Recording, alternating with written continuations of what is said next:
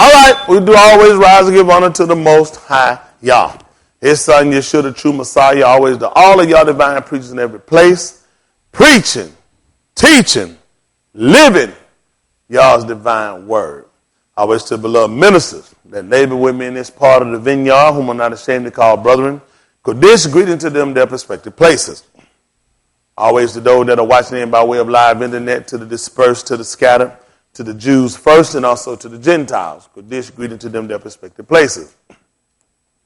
As well to say last, never least, to the way of Yah synagogue. Amen. Proper honor you all in your respective places. Amen.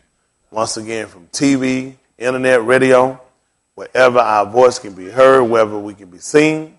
Before we came on, had nothing come on. When we go off, absolutely nothing else ain't nothing else coming on. If they're not teaching Kodesh, living a clean, sanctified life, the people ain't in nothing, and they hadn't heard nothing. This is an attempt to collect the debt. To collect the debt. Whatever you hypocrite, false pretend, backbite, mumbling, grumble against will be used in that collection of a debt. These messages are always being recorded for quality assurance that make sure no side deals get covered with nobody, but everybody got to come in, brother Red, by the door. Straight, narrow path. All right, give me St. John. Matter of fact, make it Galatians 1 and 5. Make it 1 and 6.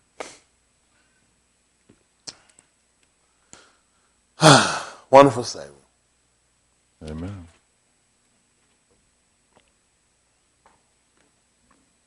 Listen to the book. I marvel. Mean I look at you with amazement. Listen. That ye, in awe. Come on. That ye are so soon removed from him that called you into the grace of Christ unto another gospel, which is not another. A couple of things just kind of considering and thinking about. What we look at, what we've been called to has a purpose. When the Most High God came into Egypt and sent a deliverer down, the first thing he did was to instruct the deliverer. In Hebrew, it would be called a yasha. That's what Moses was, a deliverer. He was a yasha. So in order to send him down to deliver us, he had to be instructed in a way. Deliverance for us came from us being moved out of a situation. That's what deliverance is. If you find a woman, if she's in a bad relationship where she's being battered, deliverance will be for her is to get away from it. If she tried to explain to the counsel of the police, you've been there, well, I can defend myself. You said, no, you need to get out of the situation.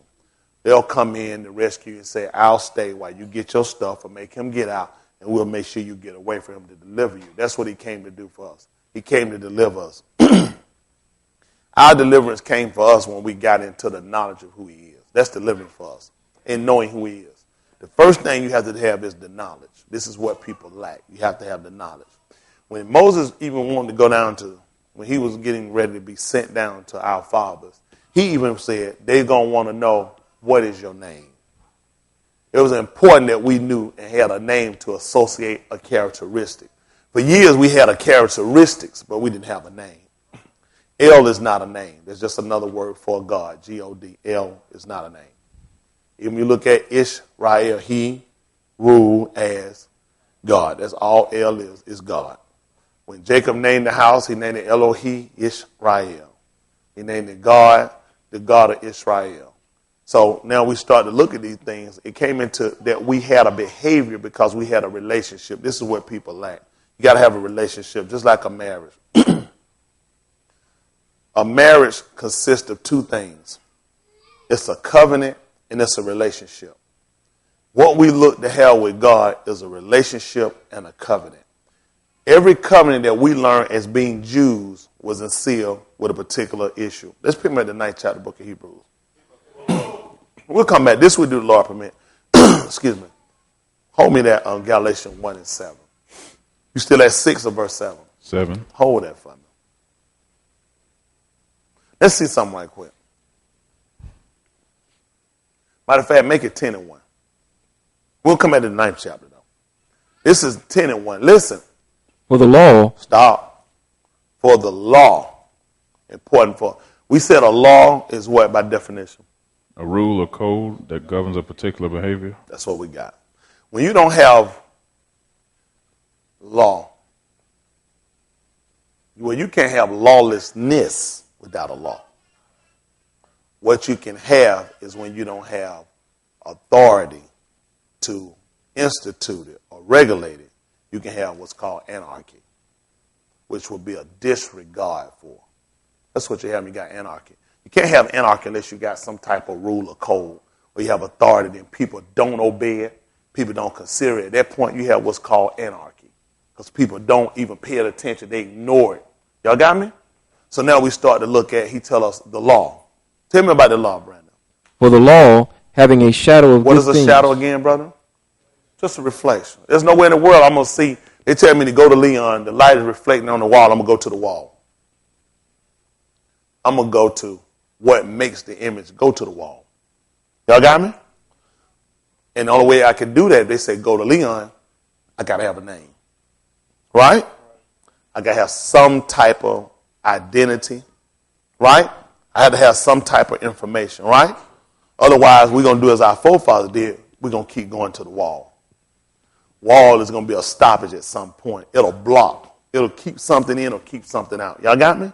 So the only time you want to be walled is when you're looking at for protection or when you're looking at having the spirit on the inside. Y'all got me? Then it wants to be walled in. You want something to be able to keep something. You only got a wall for two reasons. You're trying to keep something out or keep something in. Right?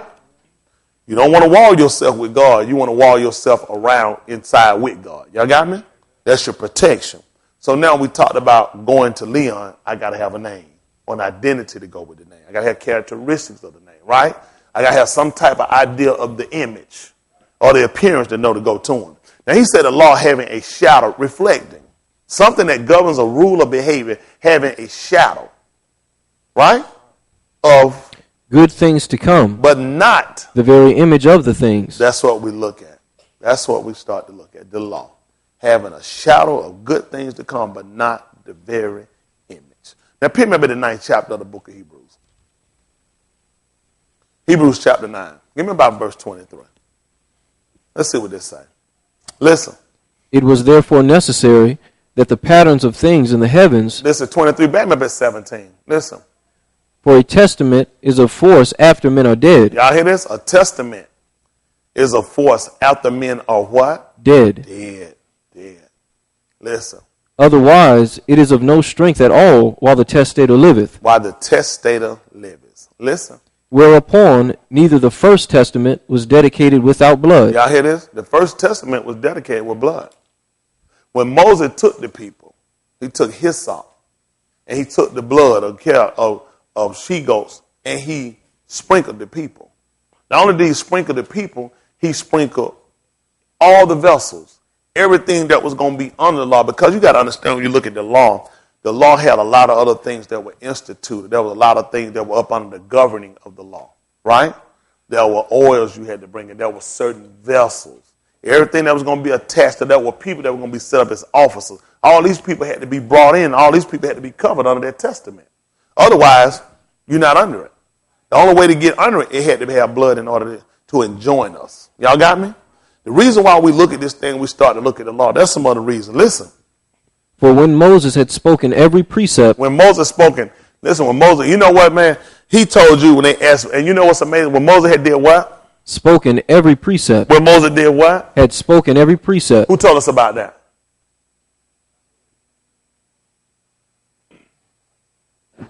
Yeshua. What did he tell us? He just hollered something. Huh? At the 19th chapter of the book of Matthew.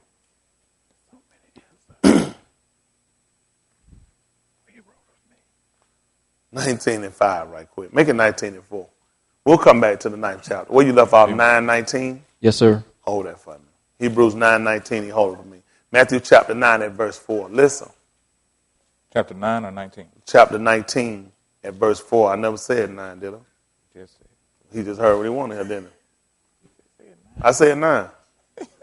I said 19 You and said 4. 19. You said 9. I said 9 twice. I just want to make sure I heard it right. No, I said 19. Thank you. Right? What I just say now? 19. I said it so you should understand it. I'm sorry I got the rest of y'all off. Listen. And he ain't going to be wrong. Listen. And he answered and said unto them, Yeah. Have ye not read that he which made them at the beginning made them male and female? What happened? And said, For this cause shall a man leave father and mother, and shall cleave to his wife. Yeah. And they twain shall be one flesh. Come on. Wherefore they are no more twain, But what? one flesh. Listen. What therefore God had joined together, Let what? not man put asunder. What happened, son? They say unto him, Why did Moses then command to give a writing of divorcement, Yeah. and to put her away? Yeah. And he said unto them, Moses, because of the hardness of your hearts, suffered you to put away your wives. But from the beginning it was not so. See if it's Mark 10.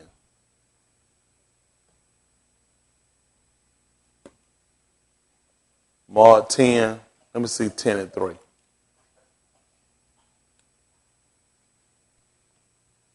Listen. And he answered and said unto them, What did Moses command you? And they said, Moses suffered to write a bill of divorcement and to put her away. What happened? And Jesus answered and said unto them, For the hardness of your heart he wrote you this precept. But from the beginning, Stop. For the what? For the hardness of your heart he wrote you this precept. Precept. So that's the first time we heard that the Hebrew writer said that. So you look at precept, you'll look at, when he stated, it looked like he just gave you the small smidgen. But yet when you come to Hebrew, he said when Moses had spoken every precept, after he had spoken every part, every piece he gave them, when he given it to them, let's see what happened in the 9th chapter of the book of Hebrews. They probably heard the 9 from Hebrews. Hebrews chapter 9, he left off, he said verse 19. Yes, sir. Let's get it. Hebrews 9:19. Listen. For when Moses had spoken every precept. See that every one. So only concerning the marriage by putting away the wife? And that's all Moses spoke was a precept? He said when Moses had spoken every precept. What did he do, son? To all the people according to the law. See, there's to all the people according to the law. Come on. He took the blood of calves and of goats with water and scarlet wool and hyssop and sprinkled both the book and all the people. See that? He sprinkled both the book and all the people. Come on. Saying, This is the blood of the testament which God hath enjoined unto you. Yes. Moreover, he sprinkled with blood both the tabernacle and all the vessels of the ministry. Yes. And almost all things are by the law purged with blood. Y'all hear this? It will purge with blood. So it will only make sense that what we come through now, blood will be a necessity for us. Listen. And without shedding of blood. And without the what was it? Shedding of blood. What happened, son? Is no remission. So we see the importance of why he was slain. We see the importance of it.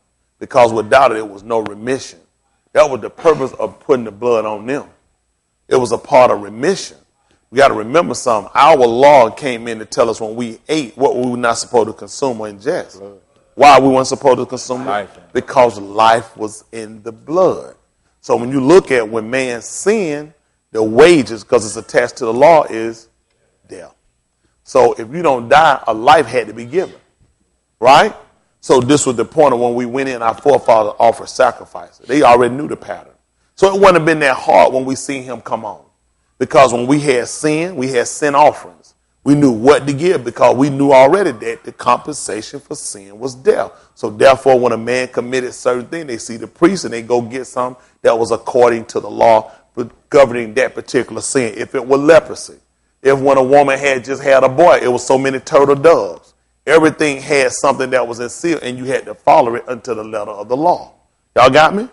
So now we start to look at covenant. We start to look at relationship. Relationship come into knowing, right? Let's pick up at the 21st chapter of the book of Deuteronomy.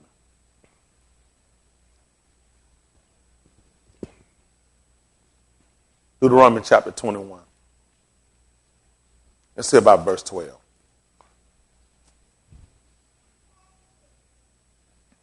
Listen. Then thou shalt bring her home to thine house, and she shall shave her head and pare her nails, and she shall put the raiment of her captivity from off her, and shall remain in thine house, and bewail her father and her mother a full month. And after that thou shalt go in unto her, and be her husband, and she shall be thy wife. Come on.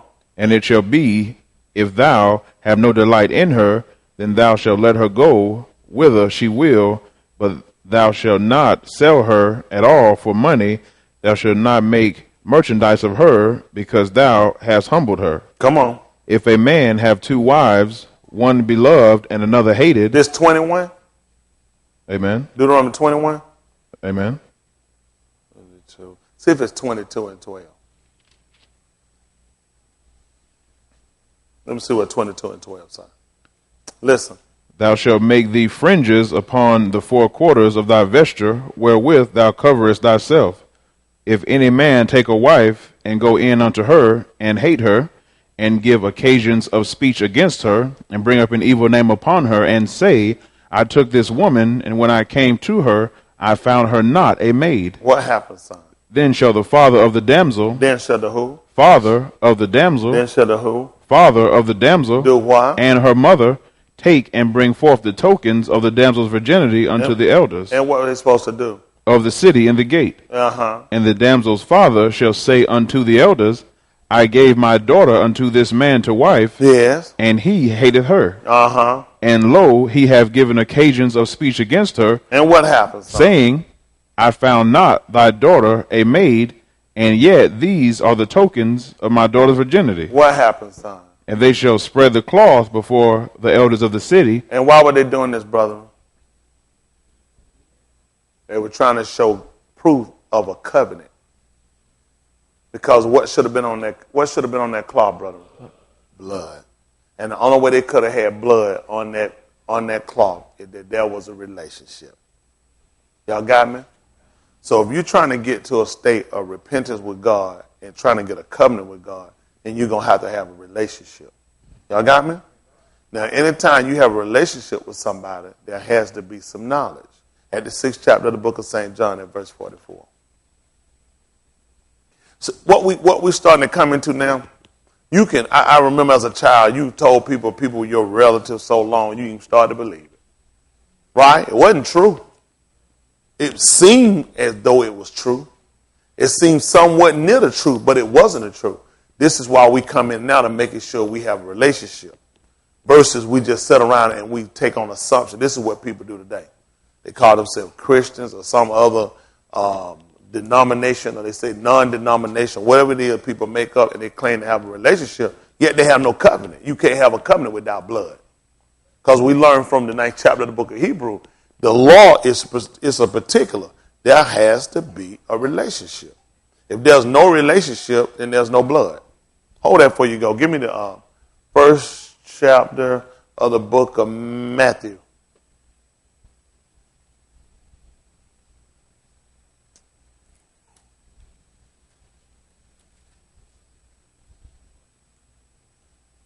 Let me see verse 23. Let me see that's what I want. Listen. Behold, a virgin shall be with child. Turn his mic up just a little bit. Come on. And shall bring forth a son. What happened, son? And they shall call his name Emmanuel. Yeah. Which being interpreted is God with us. God with us. Come on. Then Joseph, being raised from sleep, did as the angel of the Lord had bidden him. Not to be afraid to take with him Mary, his wife. Come on. And took unto him his wife, and knew her not. And did what? And knew her not. And knew her what? Not. Until when? Till she had brought forth her firstborn son, and he called his name Jesus. The reason why we look at this, because in order to confirm the relationship, there's got to be a consummation. Y'all got me? So the relationship of marriage was not actually covenant until they had came in and came together, and that was blood. It has to be there. We have to have it. The same thing when they come down with Yeshua. Without the shedding of blood, there's no remission. And the reason why we talk about these things, as simple as they might sound, because a lot of you guys kind of stuck in transitioning, or some of you get to a point of quitting and stopping because you feel like you hadn't yet comprehended. There's a lot of knowledge about this man we have to cover and we got to know. And first thing to sit down and know exactly what it is we're supposed to do. And a lot of times that's what how important it is for us to actually know him. You got a whole world of people that's professing to know him. But the book said, but by their works they deny him. What we try to do is get out of a state of denial. Who knows what denial is? It's a river in Egypt. denial. So we got to break that stigma, and we got to stop lying to ourselves, and we got to come back to truth. And getting the truth is actually sitting down and look at, when we look at what's prescribed, what's been regulated by the law, it leads us into salvation. When he told us that the law, having a shadow, the law, you say, well, let's see how I put this. I guess there would be a difference in between saying the husband versus a husband. Would be one of many. A husband could be anybody's husband. Could be several. That's just one of them. When you say the on the front of it, you allow it to be, this substantiates for us. The law. Not a law. The law. Having a shadow for us, that's it. The law regulates. When it comes down to our judgment, when it comes down to our behavior, when it comes down to our dress, when it comes down to what we hear, when it comes down to our dates we keep and what we eat, the law regulates that. Because it reflects from somewhere. It's a shadow of good things to come. What's the purpose? When a man, he talked about when a man ply in the 19th chapter, in the 9th chapter of the book of 1 Corinthians, that he should ply in hope. His hope is looking at what he looks to gain from his labor. Well, the law allows us to look at the gain when we look to go along with what's been prescribed by it. We look to gain. And what a lot of you guys do, you manage to get yourself in a situation where you've allowed your labor to look greater than the reward, and that's dangerous. That's dangerous. It gets to be a dangerous point. You flip-flop. That's a dangerous situation. We started in Galatians 1 and 6, and he's still holding it for me. I told him St. John 6 and 44 as well. Galatians 1 and 6. He left off at 7, but we'll start at 6. Listen. I marvel that ye are so soon removed from him. You know what you look at? Well, I've been here for 4 years or 5 years or 3 years. So soon. You hadn't done nothing. You hadn't even started. I marvel that you so soon removed from who? Him that called you into the grace of Christ. Unto another gospel. The grace will look at favor, undeserved favor. Actually, it's undeserved favor. In a lot of places, undeserved. There's nothing you can do it, that you can earn it. Undeserved. None of us deserve it. And I marvel that you move from it. You don't even deserve it, then you move from it. Unto another gospel. Which is not another. So where you going? If it's not another, then where did you go? But there be some that trouble you. And why is that important for us? Our law talked about that in the 13th chapter of the book of Deuteronomy. The wife of that bosom, that own brother, that sister. He said, even your children. They try to tell you, let us go and go after these other gods. He said, you can't conceal that. So your hand supposed to be first upon them. You supposed to bring them out, but we've been guilty of that. I know a lot of y'all been guilty of it. People don't just appear one day doing something. They've been doing it, but you've been hiding it. And the Lord got you. He said, but there'll be some that will trouble you. Some of the people that are going to trouble you. Who's going to come trouble me that don't know me?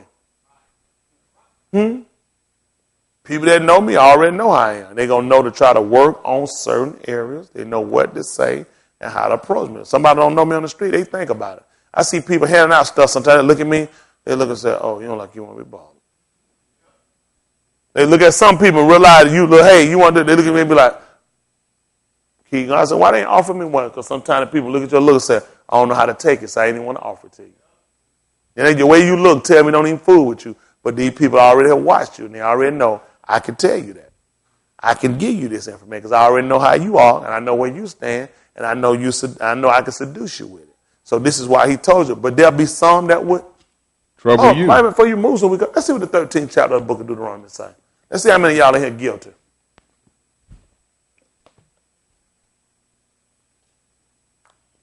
You don't even have to tell me you're guilty. I already know you're guilty. We don't even need to deliberate. I got the rope right here. This gets dangerous. Remember the law. This is the law. This states it for us. Y'all got me? That's it. The law. Ain't nothing else. There's not another law. That's why I said not another gospel. But there'll be some that would trouble you and would pervert the God. What is pervert, brother? Cause you to deviate from a proper course. Subvert would be overthrow. Pervert would be cause you to deviate from a proper course. Who can use for that? Did he say pervert? Tell him again. Balaam. He tried to pervert us from a proper course. We had to go through Moab. The king of Moab, he wanted Balaam to curse him. He wanted us to be cursed. There was a people that come up. He was afraid of us. So he hired one of our own prophets to try to get us to turn and get us to deviate from a proper course. So there'll be some that will pervert you. They ain't going to get nobody from some other tribe, no other people. They got somebody right from among. Who gonna try to come and try to turn up? One of our own. Listen, 13th chapter of the book of Deuteronomy at verse 1. Listen. If there arise among you a prophet, or what else, son? or a dreamer of dreams, talk to me, and giveth thee a sign or a wonder, and what happened with the sign and the wonder? And the sign or the wonder come to pass. So that's a man. You know, everybody that come along with a sign or wonder, they pay. It got to be a God. Palm reader. One would pass on, come in here right now and say something and it come to pass. Well, she had to be a God. That man said, there'll rise among you a prophet or a dreamer of dream. And the sign of the one come to pass. This I ain't going to tell her to go ahead and follow. Whereof he spake unto thee, saying, let us go after other gods. He told, thus said Lord, he told me to tell y'all let worship on Sunday. That's the new Sabbath. What happened, son? Which thou hast not known. When our book ever talks about Sunday worship? Who else? And let us serve them. Yeah. Thou shalt not hearken unto the words of that prophet. What happened, son? Or that dreamer of dreams. What happened? For the Lord your God proveth you. You hear that? This is a test. If there had been an actual emergency, you would have been alerted. He said, the Lord God prove you. I'm going to see whether or not you love me. Because I'm going to tell you that somebody going to rise up. And these people going to tell you that there's something. You know else who tried to tell us this? Who else tried to tell us something similar to them? Who? Peter. What did he tell them? In the last days it should be. Who else? Who? Paul. Oh, what you got? 24th chapter, book of Matthew. Matthew 24, 22. Anita just laughed. Oh, ye of little faith. This is Matthew 24, 22. Listen. And except those days should be shortened. Tell them what's going to happen, son. There should no flesh be saved. That's important for y'all, too. Except those days should be shortened. There should what happen? No flesh be saved. Listen.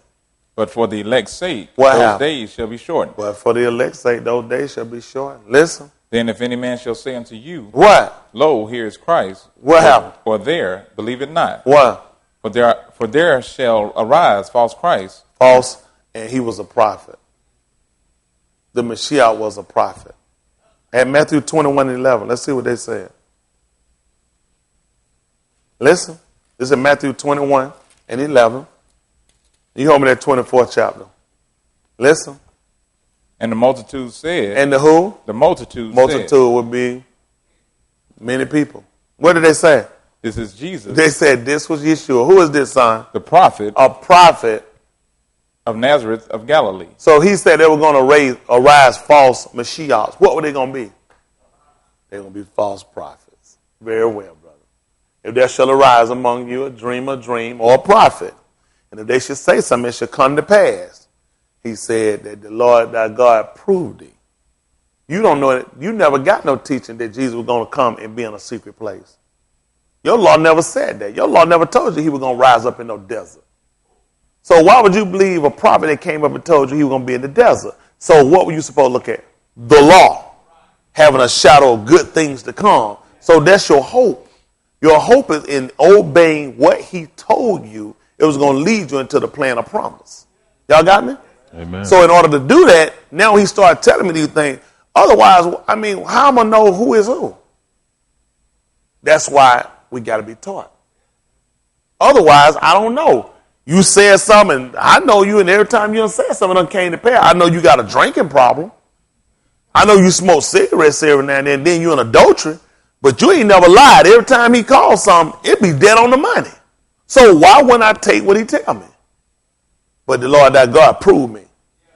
Ain't that right? To see whether or not I love it, whether I be obedient now. I'm looking at them cigarettes. I'm looking at that second marriage. I'm looking at that drinking. That stuff there got me looking at don't hearken, do not hearken. Y'all know, a lot of y'all been guilty. Y'all Y'all don't hearken, and these people got you off. Somebody told you and you still hold to that man. So don't hearken these people. Right. So in order to tell me which I had known, which means I had to have some knowledge and information about truth. Because in order to say that you lying, I got to know truth. Then said Jesus to those Jews that, but if you continue in my word, then are you my disciples indeed. You shall know what was again? And what the truth going to do. I'm not even bound to listen. I ain't got to go home praying. I mean, I know Leon smoked and he beat his wife, but the prophecy though, Lord, show me the right way. Start singing Brandon's song. Show me the way to heaven. Show me the way of God. Wouldn't make sense with it. Because when you've been instructed in the law, then you already know what does the law mandate for the behavior of the prophet. What does it mandate for the behavior of the preacher? What does it mandate for the behavior of a member? So this is why it's important for us to know the law. This should keep up. When Isaiah said a highway should be there and a what? And it shall be called the way of Kodesh. The unclean. We already know that. How do we know this? What we use for that? You use right on put a different. What do we use for that? You said the same thing. I said infallible. The unclean shall not pass over. No, you're not. Thank you. Thank you. Holmes, you got 14th chapter of the book of Exodus.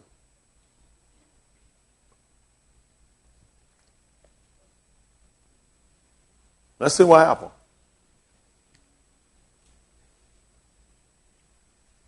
This is the 14th chapter of the book of Exodus at verse 11. Listen. And they said unto Moses, what happened, son? Because there were no graves in Egypt. What happened? Hast thou taken us away to die in the wilderness? Mm-hmm. Wherefore hast thou dealt thus with us? Listen. To carry us forth out of Egypt. Come on. Is not this the word that we did tell thee? This is how you know they were black. First of all, they complained, ready to go, ready to leave. As soon as they got to see some trouble, some told me I shouldn't have came. Why did you leave? And some told me not to go, he ain't going to do it. But this is proof, again, they black. I would kept telling you when you were around and making all that bloody water and stuff. I said, no, we need to stay right here. When all them kids were dying, I was saying, we need to stay here. Wow. This is what we do. And you know what's bad? We the children of these same people now. Sooner we get out. And one time, some of y'all had a testimony you came. I don't care if I stay outside. I don't care if I don't have no job, nothing. I got to get saved and I got to get there. As soon as you got him, you start making relationship and stuff with people. You start slacking off. You start doing like some of the other people. Now all you can look at it, maybe I should have waited. Maybe at one time yet. You know what? Sometimes you can move before the Lord wants you to move. You start coming with all this niggerology. Huh? Always niggerology come in now because you start getting seductive or taking on seductive behavior from other people and other teachings. Before you know it, you start questioning, I don't even know if it's right to be here. It ain't right to be where the word being preached. It ain't time to be where the word being preached. But it's because when people get in situations and it's out of their control, but it has to be this way in order for you to serve God. God has to get things out of your control. This brings us to a level of what we call trust. When things in your control, yeah, I trust you. I mean, as long as I got some money in my pocket. I'll go with you wherever you want to go as long as I drive my car. Because I know yours will break down. Or you could wind up taking out leaving. But I know we take my car, I got my keys. See what I'm saying? It was so almost like I trust you, but I actually don't. Because everything I do, always I got a backup plan. This is how you guys have been serving God. Y'all got me? And this is why you hadn't got nowhere. Because you hadn't fully trusted him. If you fully trusted him, you'll do what he say do. You won't have to keep asking over what he said. I know what he said. Hold on for a minute. I just got a job. They said work on the Sabbath. I mean, Sabbath? Y'all know we guilty. Y'all know we guilty. I'm just going to call just get clarification. What clarification you going to get? How much clear we going to get? Come on. Is not this the word that we did tell thee in Egypt, saying, Do what? Let us alone. Boy, I tell you the truth. I'd have liked to been back there and said, boy, y'all some real niggas, boy. Listen. That They we like, may, we ain't never heard that word. Say, it coming up later. Your seed going to use it. And your seed. Come on. that we may serve the Egyptians. You hear that now? You hear that? So I can go back to bondage. Please just leave me alone so I can go back to drinking. I can go back to smoking. I can go back to fornicating. I can go back to committing adultery. You do know what people do, they're doing, what's happening to the people that are doing what you used to do. They dead. They're dying. I don't get it. Why did you, if everybody would, listen, the people I would deal with, if none of them had gone to jail, if none of them had been killed for what we were doing, I wouldn't have left it. That would make absolutely no sense. I would have left drug dealer. Made no sense. Robbing, stealing cars. I would have done it. It wouldn't have made sense. Everybody I knew that was doing it, nobody was locked up. Nobody was killed. Nobody went strong. So why would I stop it? It was because I saw the death, I saw the detriment, I saw the damage, and I chose life, so I had to leave it. Y'all got me? What makes sense now to say, I kept saying I need to keep selling dope. Some told me don't stop. Listen. For it had been better for us to serve the Egyptians than that we should die in the wilderness. Listen. And Moses said unto the people, Do what, son? Fear ye not, stand still, Listen. and see the salvation of the Lord, Listen. which he will shew to you today. This is what a lot of folk messed up when Paul said, he told you, furthermore you received of me.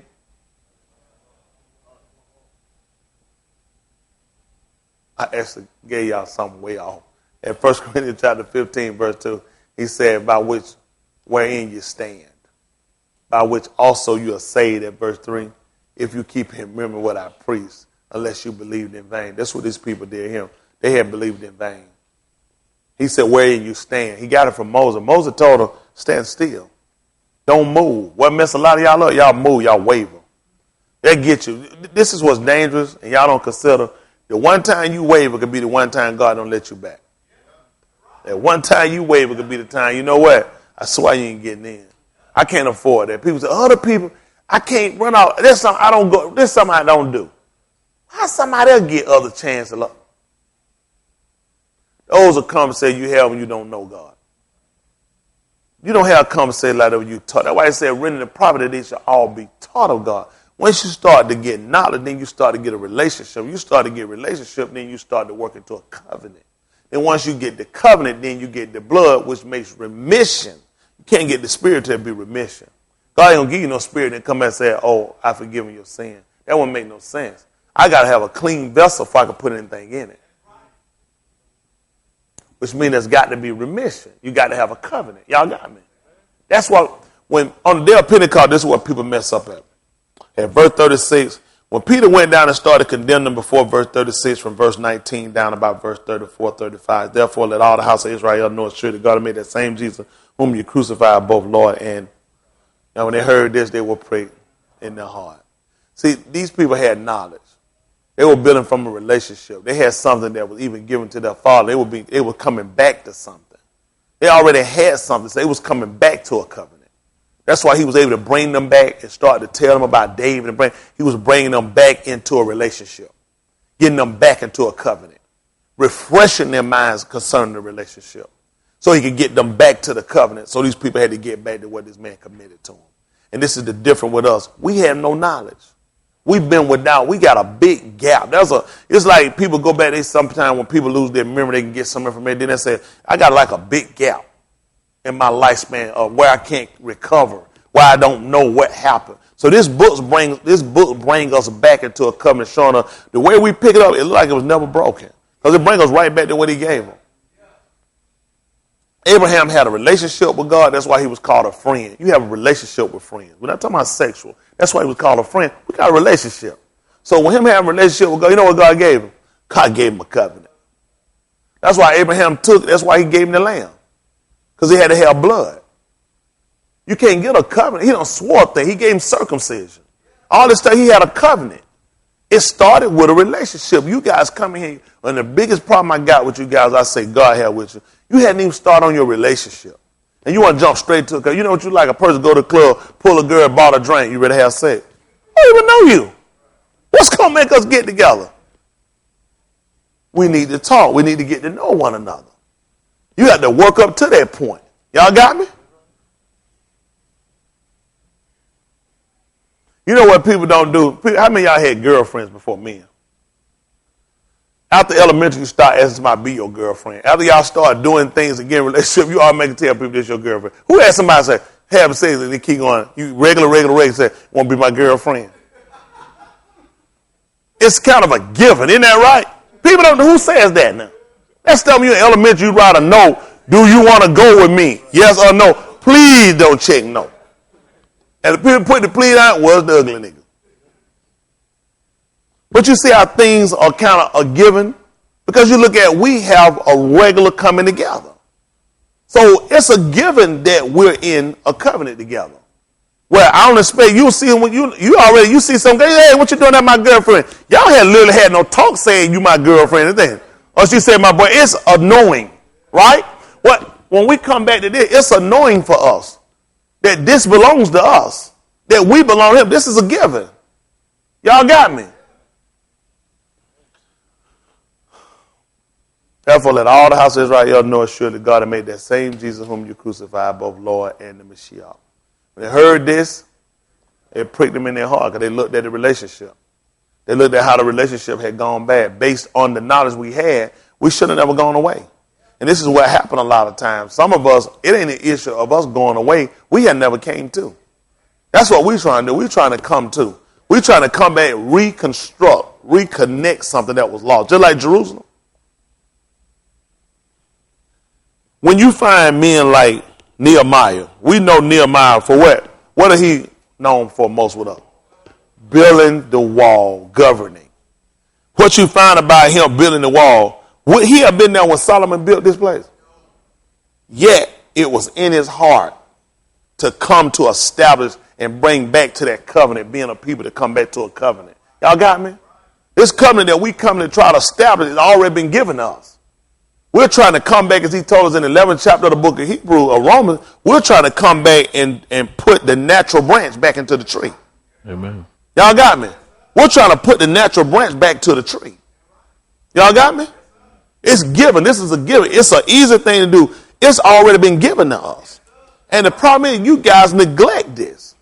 He's trying to show us in so many forms of fashion. He said, I've taken a tree or branch that was wild by nature, and I grafted it into a good tree. He said, do you know how much easier it would have been to take the natural branch and put it back? He said, this has been a whole lot easier. If you take a branch that's broke off from a tree, and you pick it up and you put it right there and you push, you said, and you ever seen one broken and you push it back up? You said, it looked like it was never broke. If you hold it there and you take something and bind it up, he said, that's how easy it is. But when you take something that's contrary to the break, you will never, you said, there's no way in the world this was broken from this tree. But he said, you know what? I can take that and I can graft it in, though. I know how to graft this in and put it back into a good tree and it can support it. So it's a whole lot easier with us. It's just a matter of us. We got to bethink ourselves. Relationship covenant. This is what we got to get ourselves back to. The covenant that we're trying to come and establish for us now is a covenant he already gave. When he told us in the 3rd chapter of the book of Jeremiah, when he told us, they say, 3rd chapter, son. 3rd chapter of the book of Jeremiah. They go with they say. Again, this is more proof they black. Who else going to go by what they say? No court of law going to take it. But black people in the black folk law, isn't that right? That's what they say. Isn't that right? Listen. They say if a See that? They black. A lot of folks say it though. A lot of folks. Listen. If a man put away his wife, and she go from him, and become another man's, shall he return unto her again? What happens, son? Shall not that land be greatly polluted? Mm-hmm. But thou hast played the harlot with many lovers. But tell what happens, son? Yet return again to me, said the Lord. Yet do what now? Return again to me. What happens? Said the Lord. Yet return to me, said the Lord. Who know why? Because it's a covenant there. That's a covenant. Let's see what he told the 7th chapter of the book of Romans. 7:1. A little different for y'all tonight, but something for you to consider. Relationship and covenant. That's why y'all come here. So the more you hear, you start to form a relationship. Just like people do it. People just naturally just saying, this is my girlfriend. People don't have, who had that talk? Who had girlfriends before we said, did you as an adult or older teenager say, be my girlfriend? You know, I don't remember, how did you come, but you automatically, you be like, you know, this is my girl. She like, that's my man. When did you have that talk? I am your man now. You are my woman. Nobody has that talk, right? But yet you taking it on because you based it upon our relationship. You and I become exclusive. Once we doing it regular, we exclusive. I ain't expecting nobody else to come over here. People taking dating relationships better than they taking marriage. Come on. These are street codes ethics. Yeah. This ain't biblical ethics. Somebody touch your girl on the butt. What you supposed to do? Fight him or kill him? Somebody touch your wife. Oh, you probably just bagged up in his hand. Like, you bagged up into this?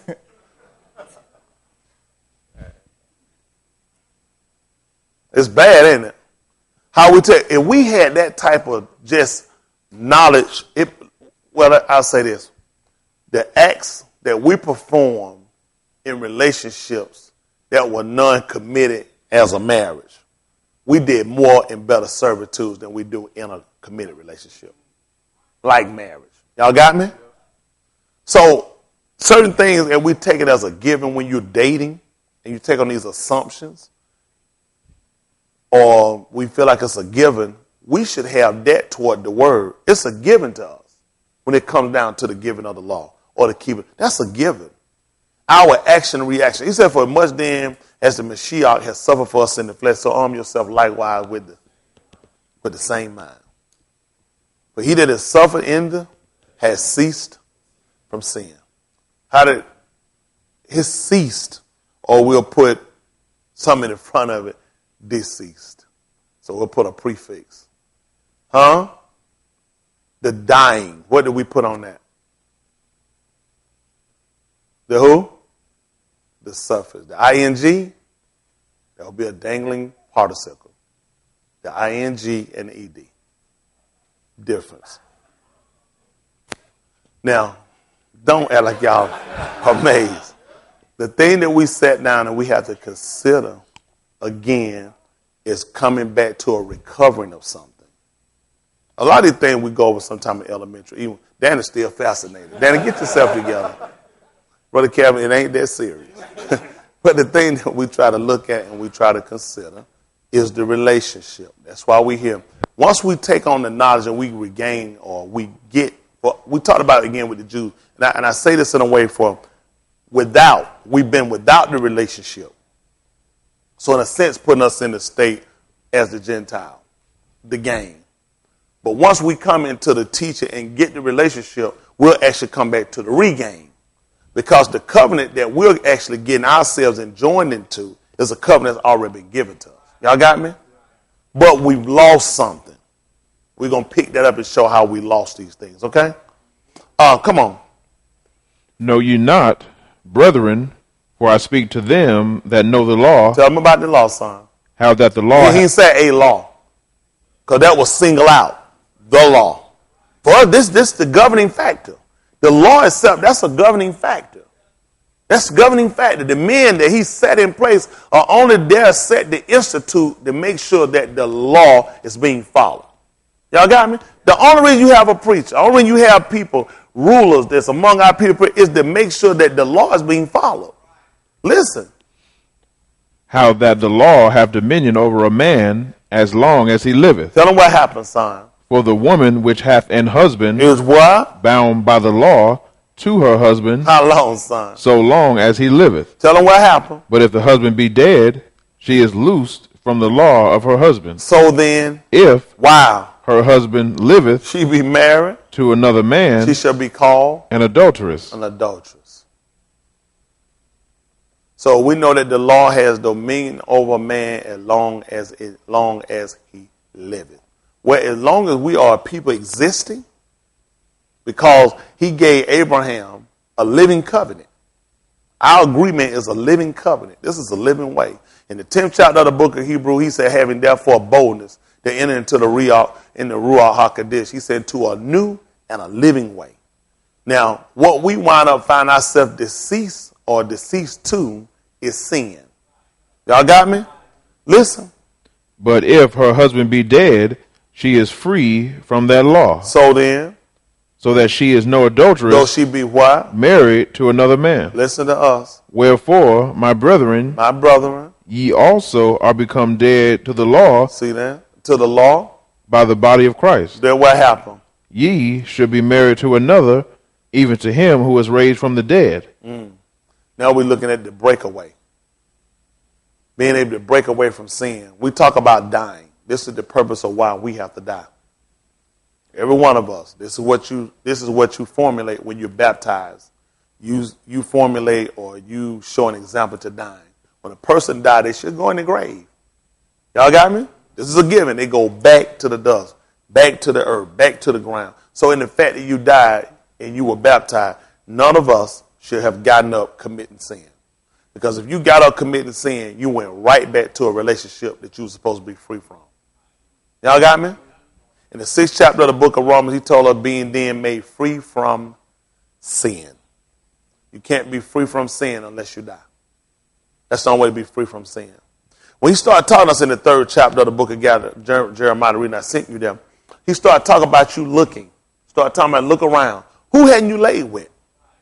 Who hadn't you laid with? He said, yet don't return unto me, and I'll take you back. That's what he would tell you. If you were going to return, I'm willing to take you back.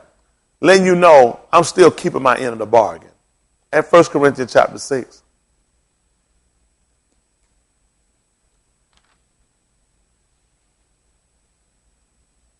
At verse 16.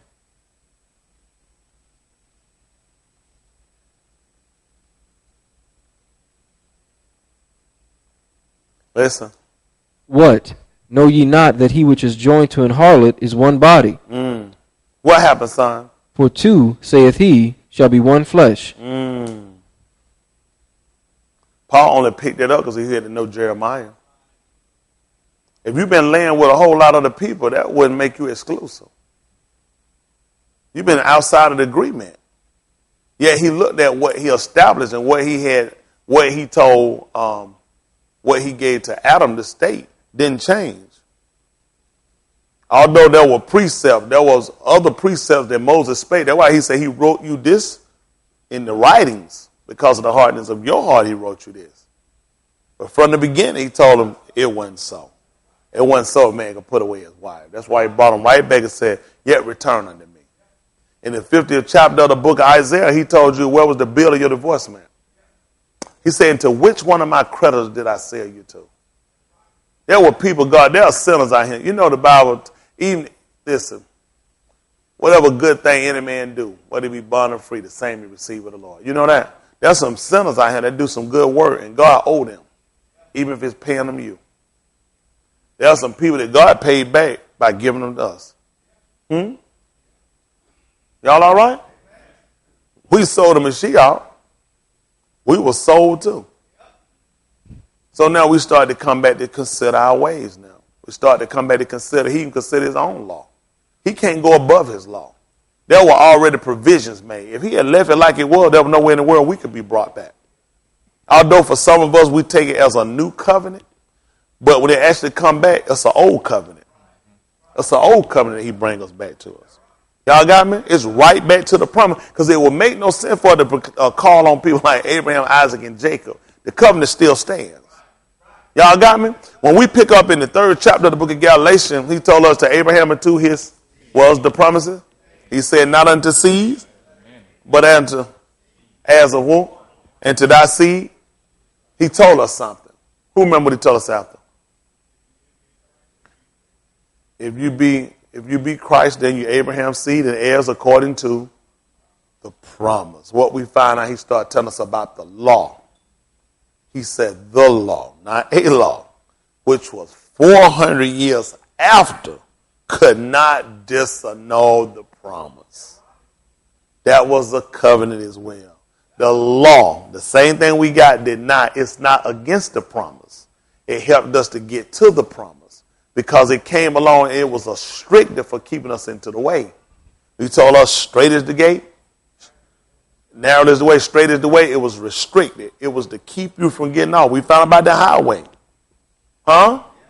Nothing going to pass over. The law made sure nothing was going to pass over. Even if it was by us, we were instituted to kill it. If it kindled a fire in his house, if it worked to pick up sticks on the Sabbath day, if it was defiled, if it came in, all these different things, it would make sure nothing got on that highway. When we was reading the 14th chapter book of Exodus, you had to go back down. The reason why I had you there when Isaiah told us about it, it will make no sense to tell us about that highway and how the unclean not going to pass over it, except we knew what happened when we came out of Egypt. This is what happened with us. A lot of times we forget something in that same writing of the 14th chapter book of Exodus. Before they went, it wasn't immediate. The Lord caused a wind to come through all that night to drive the way. A lot of times we look for God to do everything instantaneously. It don't happen instantly all the time. You're going to have to wait. David said, wait, I say. There was no way there for them. But God already had put in Pharaoh's heart. After he said, that book told us that they were they were urgent upon us to leave Egypt. That night they pressed us out. We the procrastinate, we black. You know we supposed to leave it time and go, we ain't going. So you know what God did? He started killing every one of the firstborn in his house. From his servants to Pharaoh's house. God didn't spare anybody. You know these people looking at? The quicker you get out, the quicker people stop dying. So you know how fast you're behind when getting out of there? Like lightning. Because people dying as long as you here. So quick as we get you out, it's going to be better for everybody. Well, as soon as they got us out, God put back in their heart, just to show them, they realized something.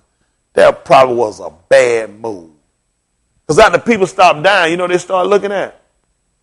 Did we sit here and just let all the workers go? We sent everybody away and they got to, come on, we got to work. The way you went, you could have went a shorter way, but the Lord said you would have fainted. That's what I love about already knowing your heart. You know, I know me. I wish a nigga would walk up on me in the door. He said, if I took you through the way shorter, he said, you'd have shown up, you'd have turned. He said, you'd have turned back. Look how many times we tried to turn back with the other way, with the longer way. The shorter way, you know what? I could have took you a little quicker. A lot of y'all hurry up by one beat, but if God took you the shorter way, you'll faint. So he sat and he took him the long way, which was safer. In the same time of taking him that way, he sat him and put in Pharaoh's heart.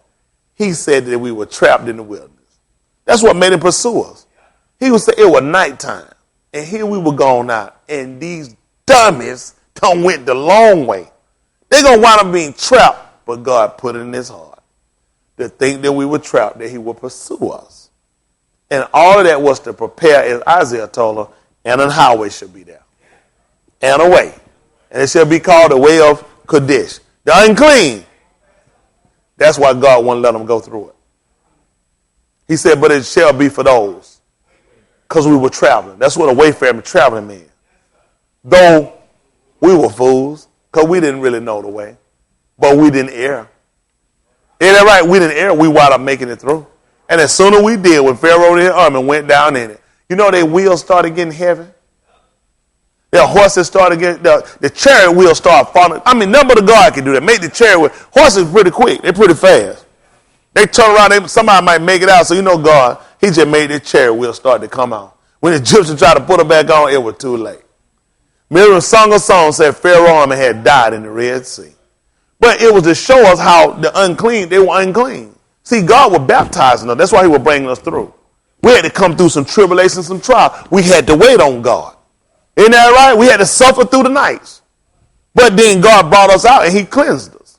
And he set it up that it was no way. If those people had come through, don't you know God would have had to save them?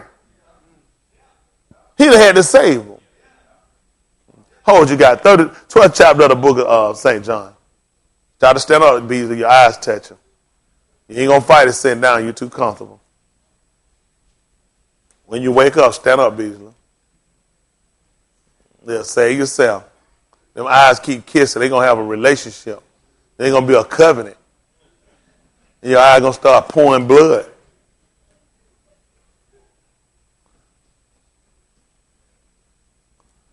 Appreciate that. Oh, it's a sacrifice.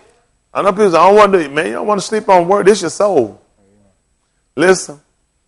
This is the 12th chapter of the book of St. John at verse 36. Listen. While ye have light, believe in the light, You hear that? While you have light, believe in the light.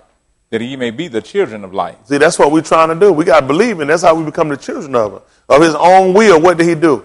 Begot he us with what? The gospel. You know why he told you that? So you don't go tell nobody that the Lord came and got your mama pregnant. That's right. People tell we had went to a Baptist church. Me and my wife was a member of a Baptist church. My mother and a young lady got out one time. She told me that she had a spiritual orgasm with God.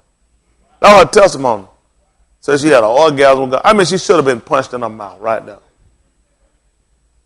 I hope she saw what I think about it. She stood up and just made a retarded fool out of herself. An orgasm with God. Shouldn't have never said no foolishness like that. Well, when you're dumb, you're just dumb. Listen. These things spake Jesus, and departed, and did hide himself from them. Listen. But though he had done so many miracles before them, Tell them what happened, son. yet they believed not on him. You hear that? Though he had did so many miracles, yet they didn't believe on it. What happened, Andre? That the saying of Esaias the prophet might be fulfilled, which he spake. Like what? Lord, who hath believed our report? Listen. And to whom hath the arm of the Lord been revealed? Listen. Therefore, they could You know what's important about that? In the 8th chapter of the book of Exodus, when the magicians had copied everything that Moses did, they had got the one particular issue. You know what they said? This was the hand of the Lord. And he just asked you something. To whom is the arm of the Lord been revealed? Who else knew the hand of the Lord? He said that the prophets of Esaias had to be fulfilled. Listen. Therefore, they could not believe. Listen. Because that Esaias said again. What happened? He hath blinded their eyes. What happened, and son? hardened their heart. Yeah. That they should not see with their eyes. Nor what? Understand with their heart. Nor do what? And be converted. And what else happened, son? And I should heal them. So God had blinded and hardened Pharaoh's heart to go down. He told him, he said, with this call have I raised him up, to harden his heart. He said, I have mercy on whom I will, I harden whom I will. So do y'all not know that Pharaoh went all the way stupid? He wasn't dumb and people give him credit for. But the Lord already told Moses he had hardened his heart. God had hardened his man's heart to make sure the man wasn't going to be saved. So it ain't hard for when God say, I swear you ain't getting in. It ain't hard for us to believe that. Now when God told, I have mercy on whom I will. He hardened this man's heart that he couldn't understand, that he couldn't see. I'm sitting here trying to pursue some people. There's a fire cloud in between me and these people all night. At some point I'm sleeping. At some point this junk ain't making. Everybody dead. I had flies and fleas all in my house. Cattle dead, wife cutting the food. I'm tired. My done chariot feet hurt. Everything hurt. I'm tired. I'm sick of this food. Y'all ain't been nothing but a mess. And still I'm going to sit here and wait so I can get you. God has stricken this man with madness. And yet you still pursue. But he told him he couldn't believe. God said it where he couldn't believe. This man sat here and God released players from him and he still turned. Hold what you got. 8th chapter book of Exodus. 8:1 verse.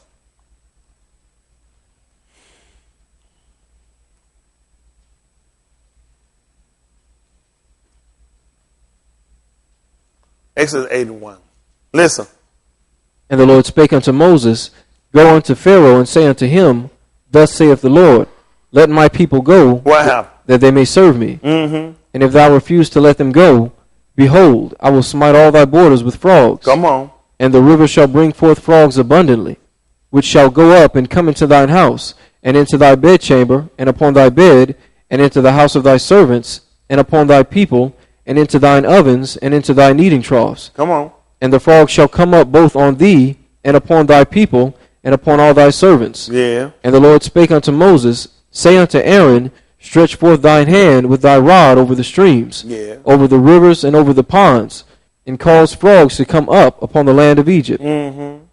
And Aaron stretched out his hand over the waters of Egypt, and the frogs came up and covered the land of Egypt. Come on. And the magicians did so with their enchantments, and brought up frogs upon the land of Egypt. Yes. Then Pharaoh called for Moses and Aaron, and said, Entreat the Lord, that he may take away the frogs from me, and from my people, and I will let the people go, that they may do sacrifice unto the Lord. Listen.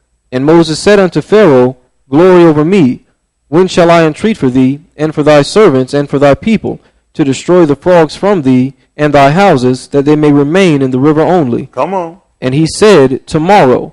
And he said, Be it according to thy word, that thou mayest know that there is none like unto the Lord our God. Come on. And the frogs shall depart from thee, and from thy houses, and from thy servants, and from thy people, they shall remain in the river only. And Moses and Aaron went out from Pharaoh, and Moses cried unto the Lord because of the frogs which he had brought against Pharaoh. And the Lord did according to the word of Moses, and the frogs died out of the houses, out of the villages, and out of the fields. And they gathered them together upon heaps, and the land stank.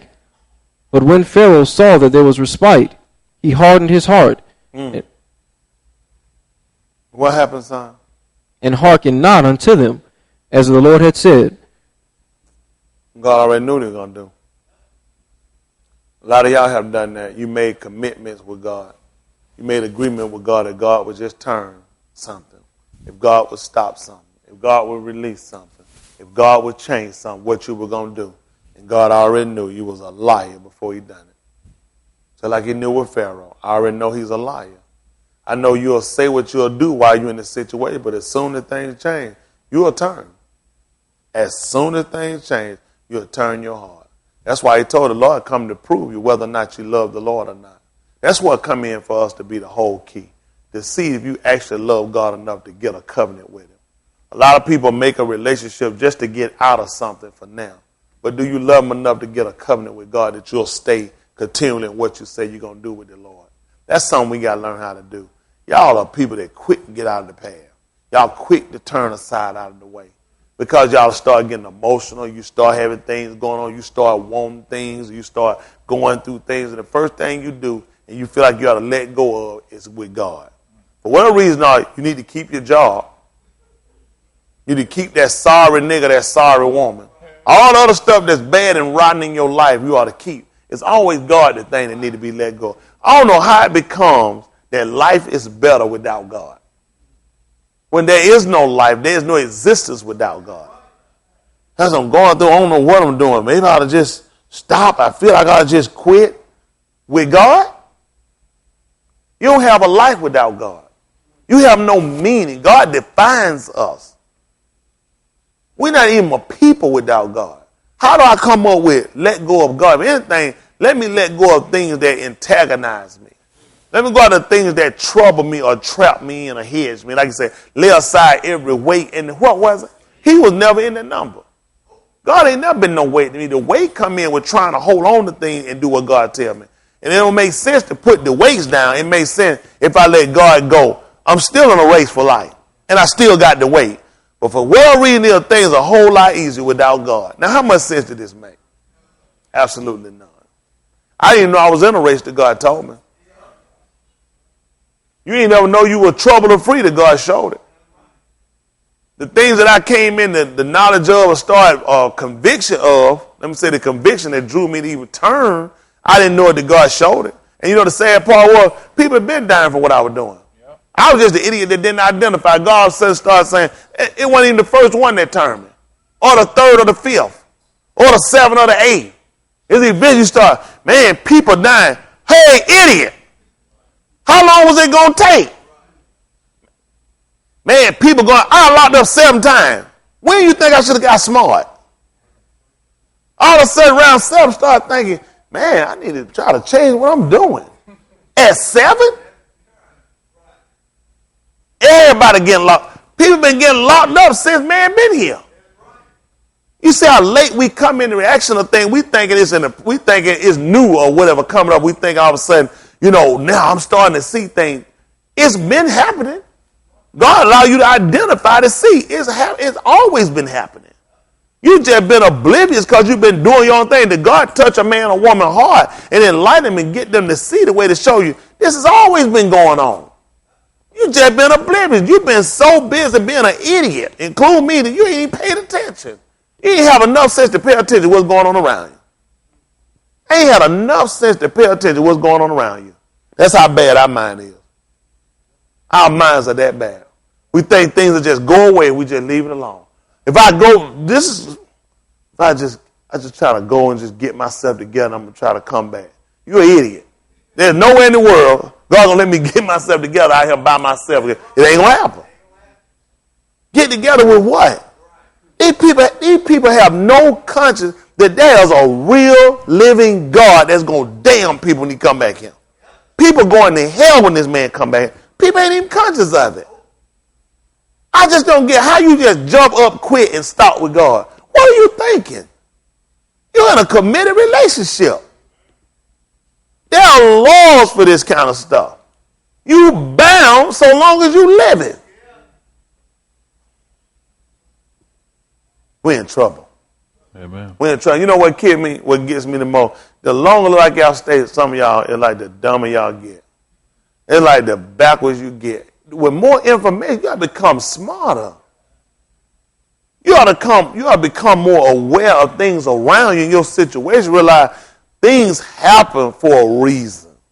Everything that come to happen that look bad ain't always a thing of destruction. Sometimes you got to get well, and sometimes you got to be repaid for things you've done. And you got to consider it can always be worse. That's right. It can always be worse. You're going to be paid back for what you've done. Huh? The book told in the 3rd chapter, book of Colossians, he that does wrong shall receive for the wrong that he's done. And there is no respect of person. You're going to pay for what you've done.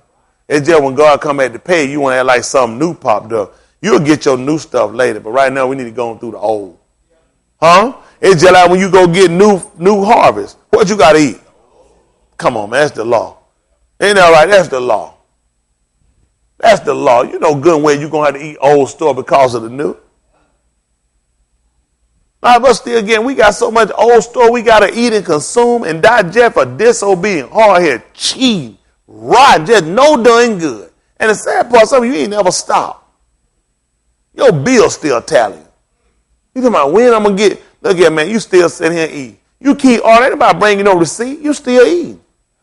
But once you get through and put that fork down, and you put that junk down, you just a giggle, ga. You just eat that little thing, you look around, you say, what this? Oh, that's your bill. You said, excuse me, I don't remember. They said, oh, you ordered. Can you get me a mountain? They come and tell you, what's the problem? It's on you. You had it. The stuff you arguing about junk still on the side of your mouth. They don't want to tell you. They just leave it out. So you just going to go with them. The customer always right.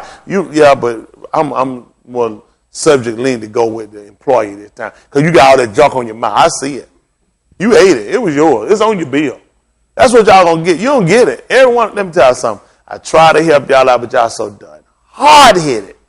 You going to pay for what you've done. You hadn't escaped. None of y'all have escaped. That's what the book said. How should we escape if we neglect so great salvation? How? How are we going to escape? That's what y'all sitting here learning through relationship. That's part of your covenant. Once you break that, then you understand what's going to happen. You ain't been enjoying into something you don't know. You were told, Moses told you when he gave a man that does these things, what's going to happen?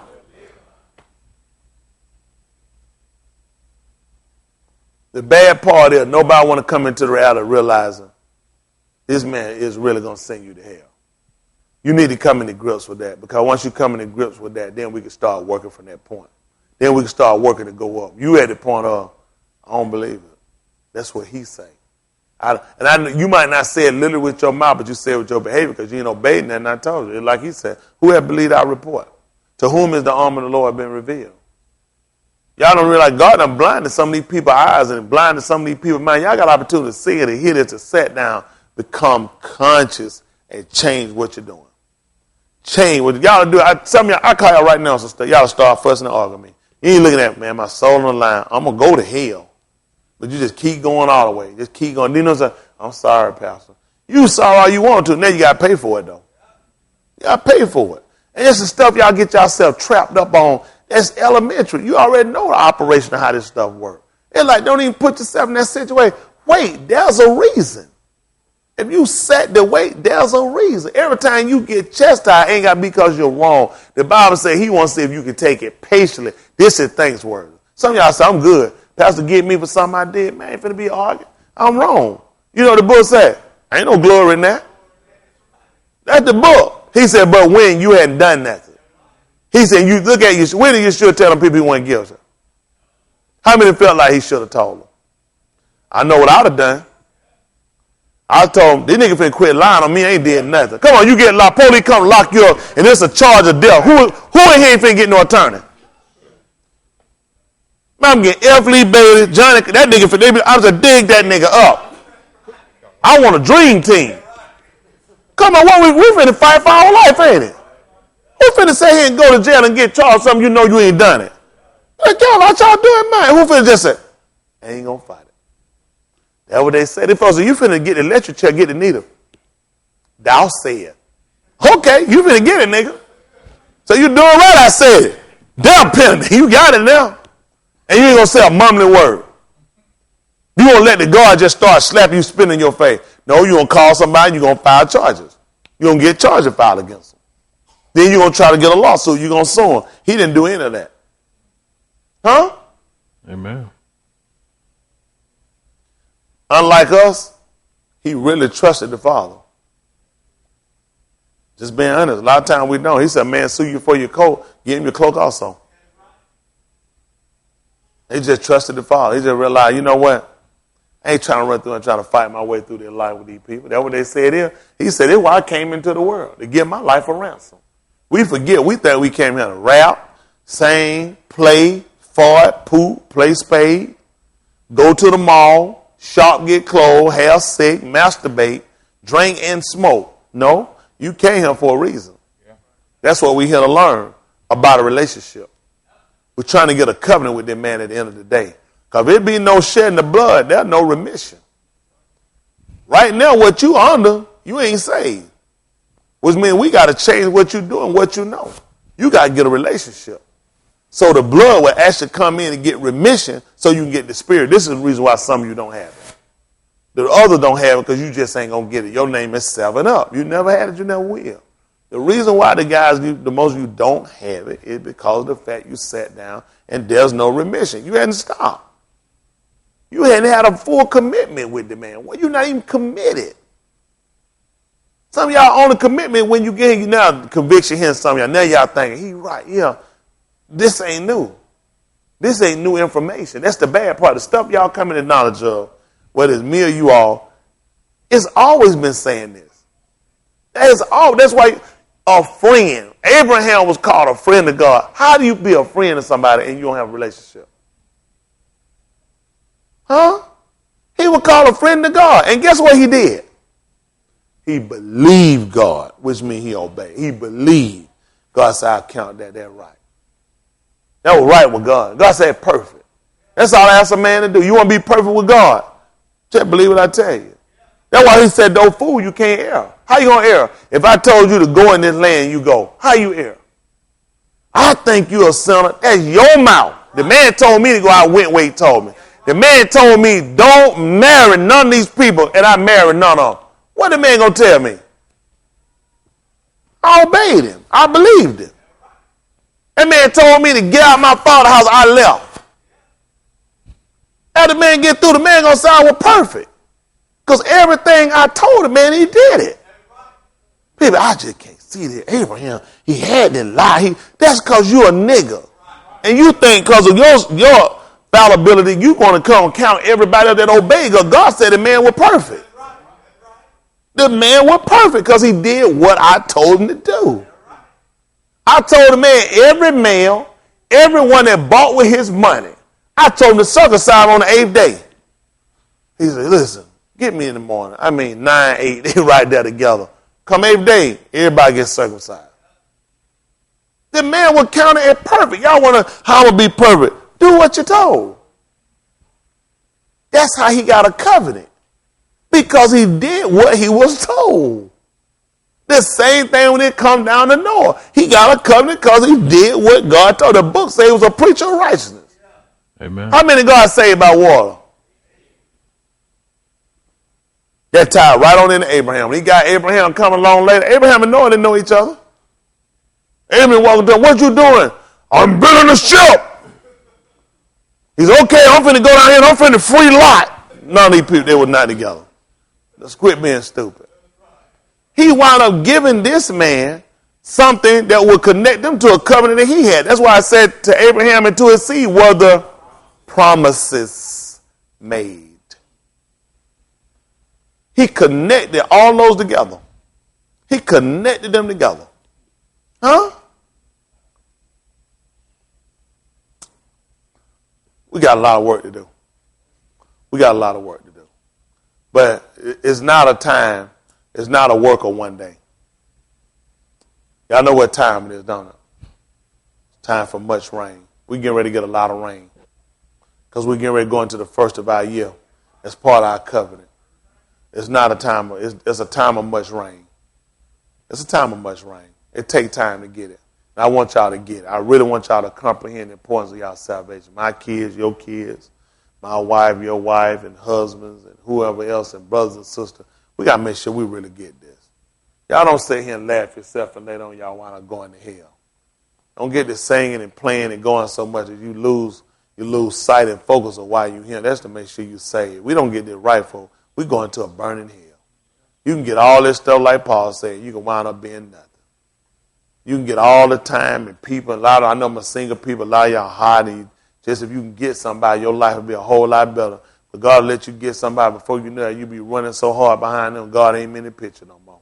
There's a lot of stuff y'all ask for. It can run you right outside of God. It don't fit everybody. Learn how to be content with what you got.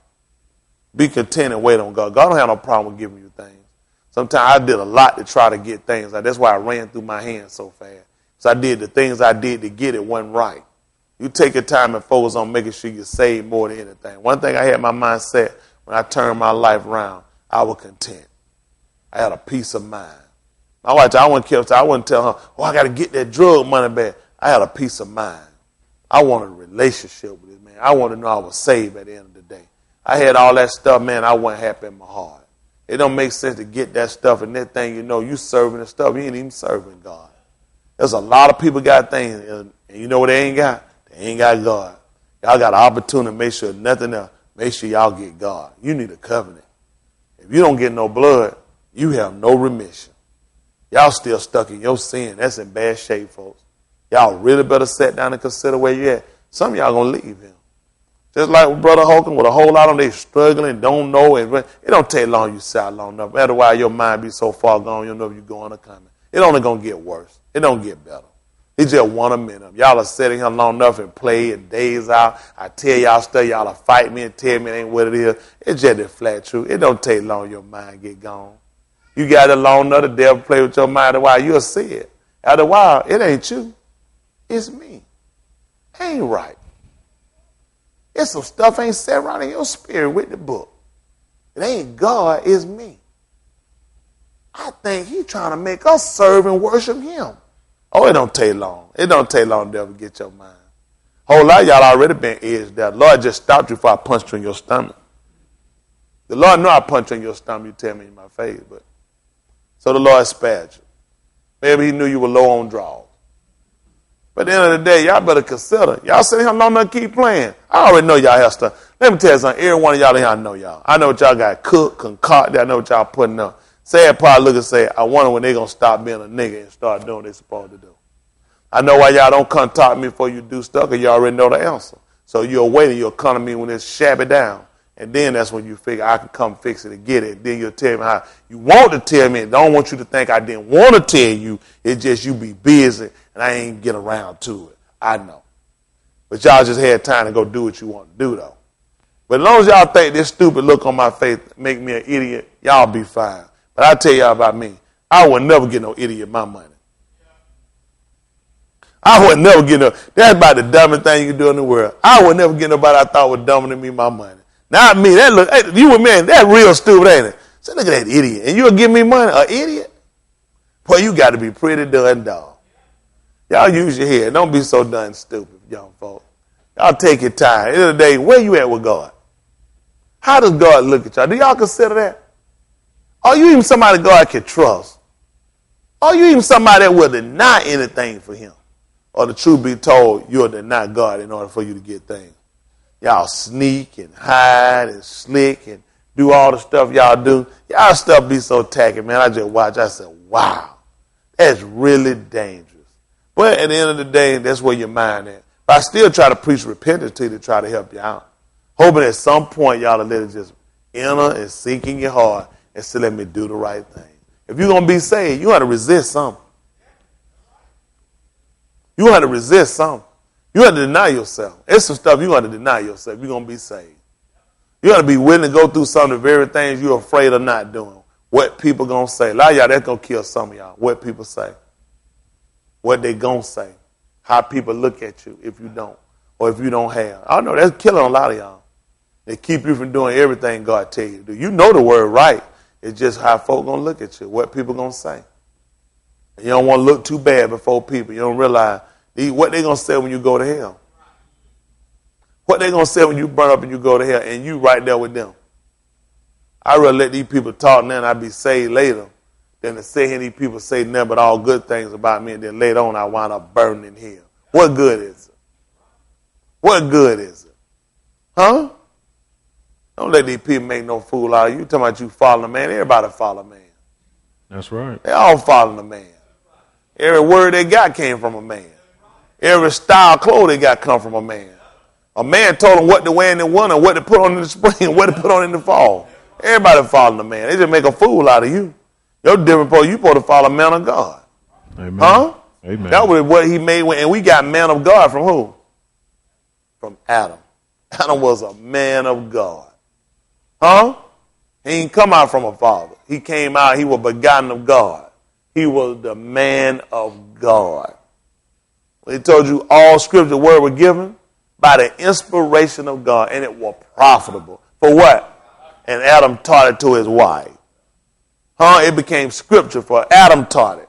For this cause shall a man leave his father and mother and cleave to his wife. A man of God taught that. That's how a man of God be perfect. He got to take that.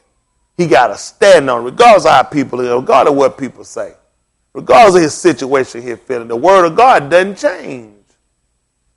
That's what I'm trying to get y'all mindset. Stop trying to follow all the. I've been there. Looking at what other people got, what other people do, but you don't know what people doing to get what they got. At the end of the day, you want to be able to lay down and go to sleep. Yeah, at some point, God don't trouble y'all at no point. At no point you get no conviction, because you ain't, you're in the wrong place. At some point, when you cheating on your taxes, when you're lying, when you're defrauding, when you're lusting, when you're masturbating, when you're smoking, at some point,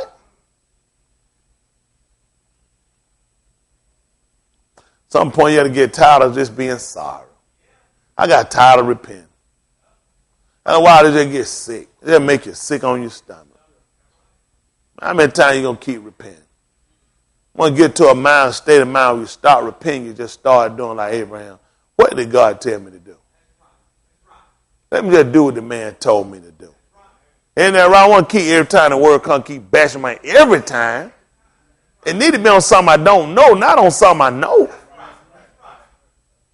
At some point, people, y'all got to change. And sometimes you got to change how you operate. Some of y'all have been here long enough, you ain't never changed how you operate. Y'all still slick, still scamming, still flim-flam. How you expect to get the spirit? At some point, something has to change. At some point, you got to start looking at, when do I trust God? David said, I once was old, but now I'm young, yet I never seen the righteous forsaken, nor a seed beg bread. If I trust him like he said, God is faithful. Man, let me tell you something. You do what God tell you to do. God will put on somebody's heart. I don't want to take nothing. I'm waiting on God. You idiot. God will want to put on somebody's heart to give it to you. Quit being stupid. I used to be like that first start. I would say, I wasn't going to take no money. Let the Lord provide for me. Start getting broken. Somebody come with a sign. That's how he provide for you. He said, muzzle the ox that tread. Ain't you working? Yeah. He said, that's yours. I was like, yeah, I'm going to let the Lord give me mine. I ain't going to take nothing for nobody. You stop getting stupid. You working. Just like that ox go out there and plow. Do God give some of that ox? The people that plow to give it to them, don't it?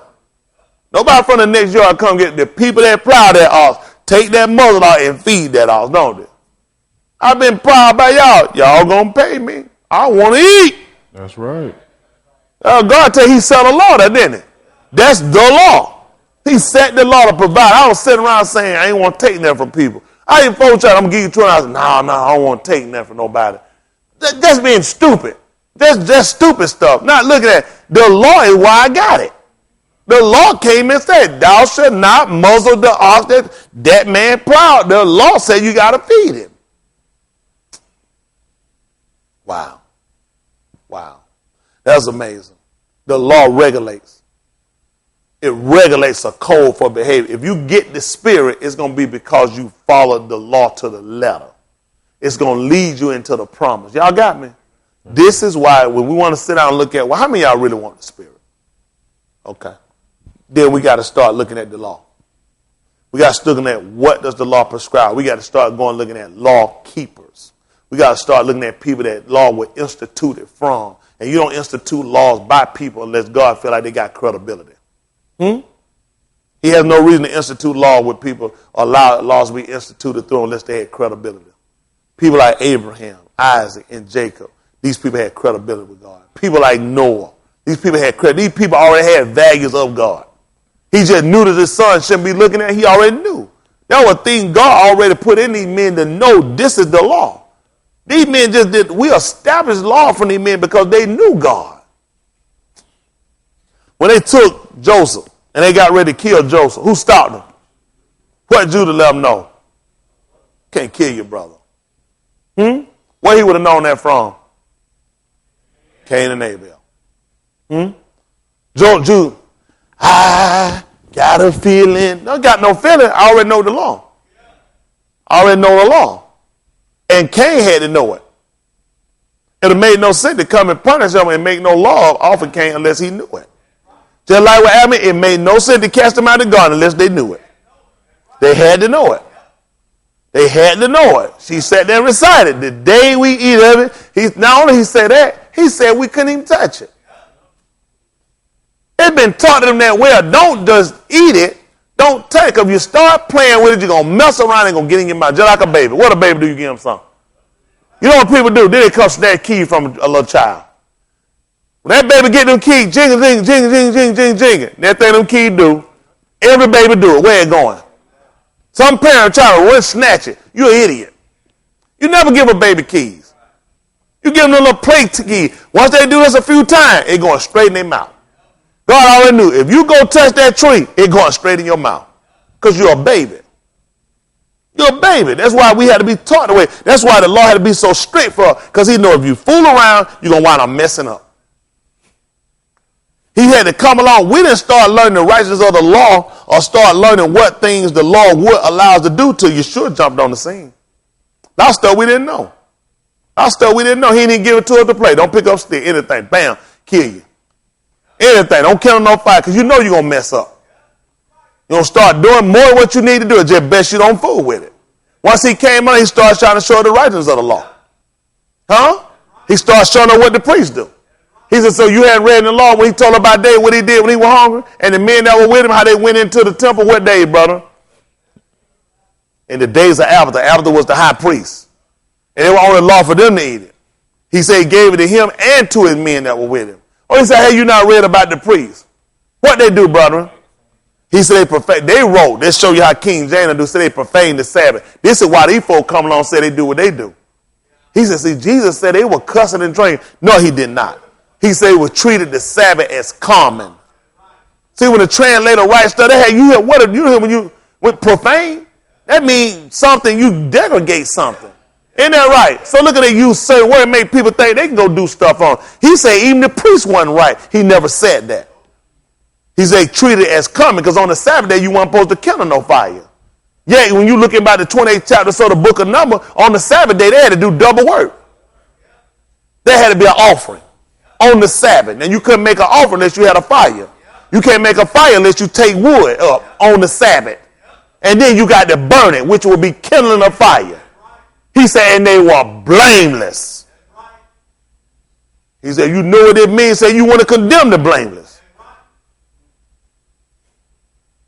But you start going and you try to let people start doing stuff they don't understand the righteousness of the law, you're going to mess up every time. You're going to mess up every time. So it was needful that we follow the law just like it is until he came on the scene to try to teach us the righteousness of the law. Y'all all right? Amen. Told your ox, I said, which one of y'all? Say your ox fall in the ditch on the Sabbath day. Said straight away you pull it out. It wasn't not one person had an ox fell in the ditch, didn't get it out. Wow. Never read about that though, did we? We never did read in the law. Nobody wrote nothing down about that, did it? How some brother so-and-so pulled his ox out on the Sabbath day, did we?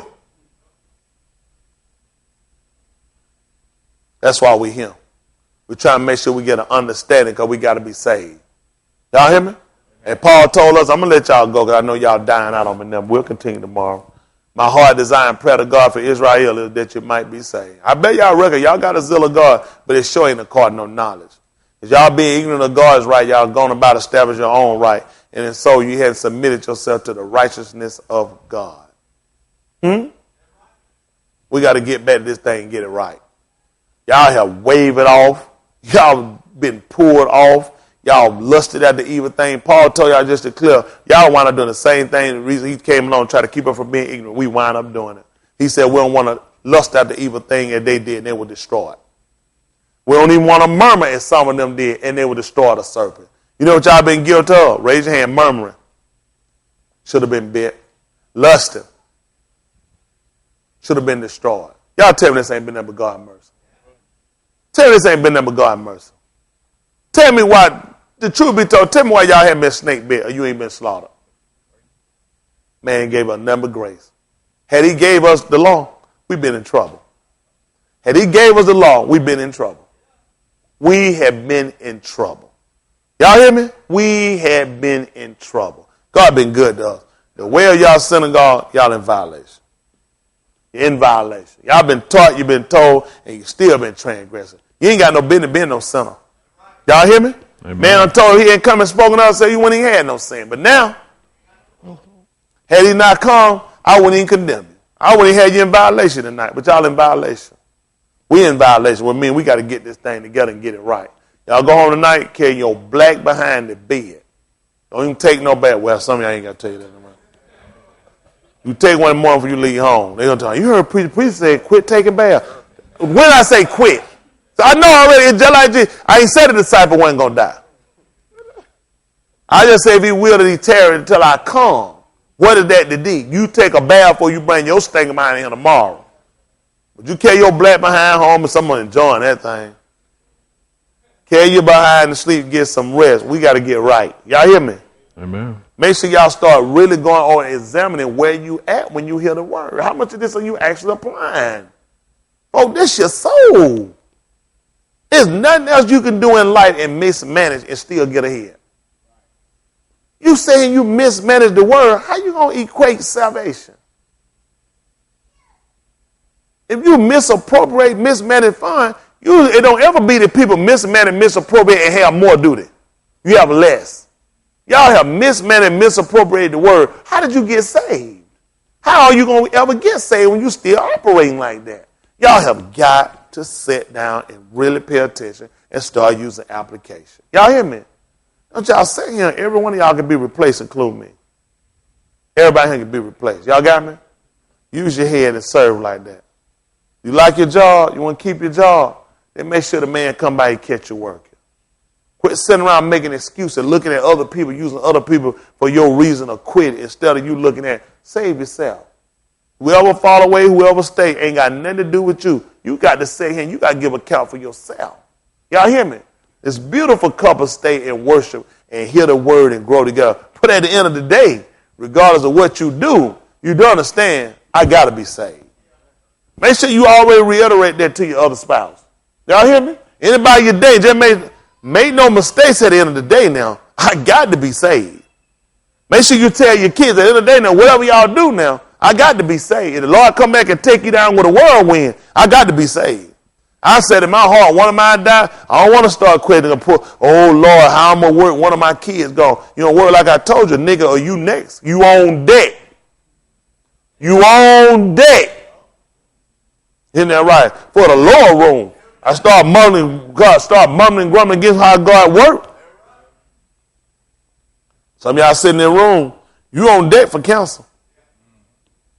Some of y'all on deck. You on deck for dying. Y'all hear me? You on deck for diabetes. Y'all on deck. Y'all keep sitting around, and when it comes, God gonna give it to you. See how you stand. Some of y'all on deck to be a widower or a widow. Y'all hear me? You on deck. Make sure you stand. Y'all hear me? Some of us, we on deck to be fatherless. Huh? Motherless. You on deck now. You living, you on deck. Make sure you stand when it comes.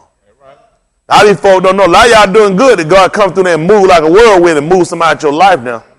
You still got to serve him. Still got to be faithful to death. Still got to keep standing. Some of y'all on deck for your job now. You on deck. Still got to serve God. Got to be fervent. Y'all got to be faithful. All right? Y'all keep going now. God coming around. Some of y'all on deck now for foreclosure. You on deck. Make sure you're able to stand. Huh? Some of y'all might be on deck to be blind, crippled, whatever it is. You better be able to stand now. When God come around like a whirlwind and change your whole demeanor, change everything about you. When stuff get out of control for you, stuff come discombobulated, you on deck. You better be able to still stand. I got my mind set. I'm looking to stand. Huh? Whatever coming, all I'm looking to do, you might see me do a little crying. I'm looking to be standing though. I already know it's going to come. Told me it's impossible. It got to come.